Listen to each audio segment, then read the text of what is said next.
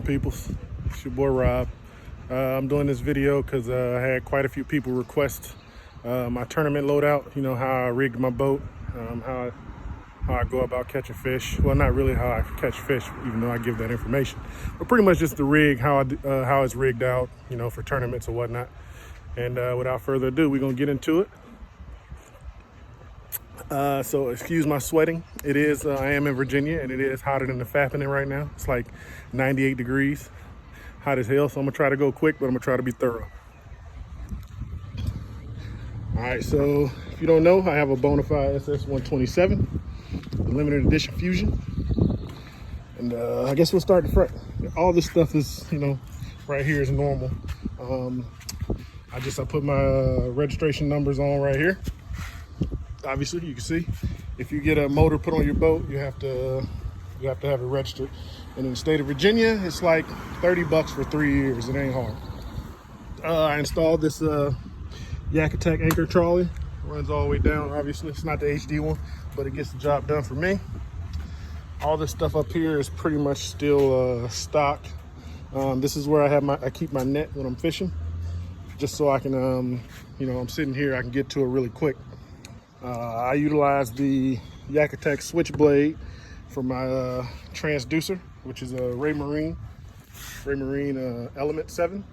I love it. It's probably, in my opinion, the next best thing to Humminbird Helix 8 and up. It's got the 1.2 megahertz side scan, man. That thing is sweet.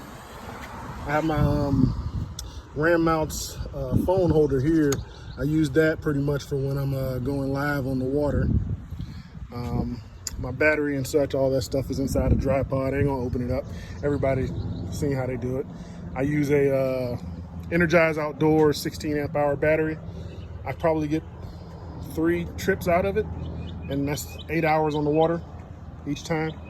I did outfit it with the, I do have a motor, so I had to get the Kayak steering kit. Right here, this right here, you can change the length of it. So if you're shorter, you can put it down and coil that line up to make it so it's closer to you. And if you're taller, you know, let more line out, whatnot. Slides up and down, which moves my rudder, corrects not my rudder, but my motor. This is pretty much stock. This here is the reverse lock for my Torpedo.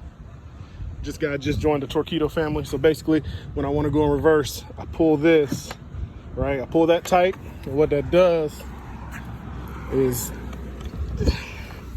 this little bar here, right here, flips down and locks onto this bar here, so that the motor, when you put it in reverse, doesn't raise up.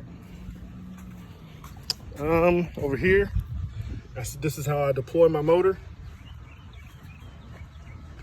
I think it's high enough so I won't hurt nothing. So I pull that and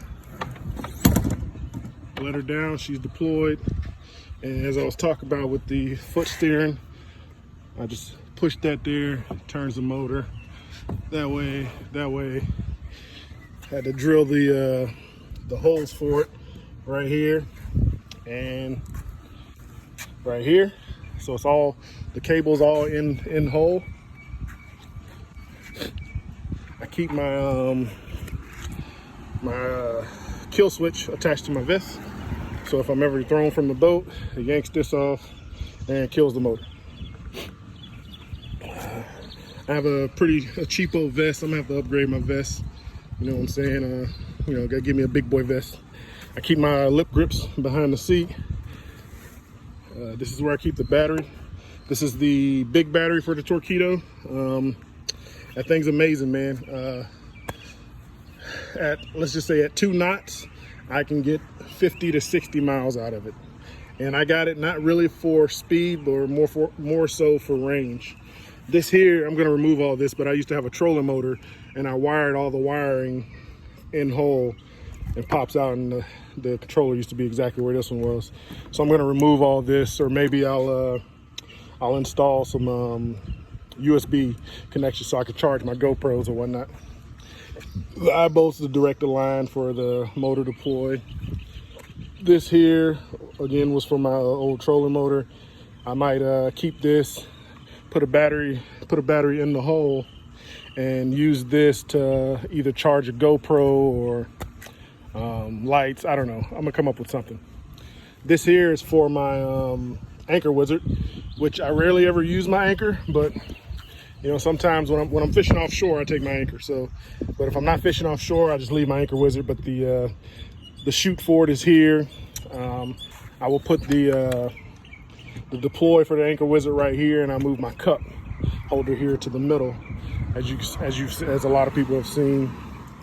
And I keep my catch board here. It's a nice little spot, man. I mean, it tucks into the bungee that's already there. I catch my fish, I reach back, I grab it, put it on my chest. I mean, correction, put it on my lap, flip my holder up, you know, so I can get my identifier, take a picture of my fish, and put that down and just slide it back in. It's pretty quick and easy. I keep this on my life vest. It attaches to my phone, so you know, if I drop my phone, it doesn't sink, it doesn't go anywhere. I can just pull my cord, pull it back up. That actually happened to me today. And happened to me today while I was set the hook on probably about a 2-pounder. Set the hook on this 2-pounder, and phone fell right out of my vest sleeve. And I reached down, I pulled the phone up, and the cord actually got wrapped around the reel, so I had to get that undone. Luckily, she swallowed the jig, so I had her hooked pretty good. But that's my boat, man. That's my SS-127 limited edition, man. Bonafide all the way. This thing is awesome. And if you ain't heard of us, check us out. Fin Freaks VA, man. You know we do it. There's the beast, the Tozer, and I'm out.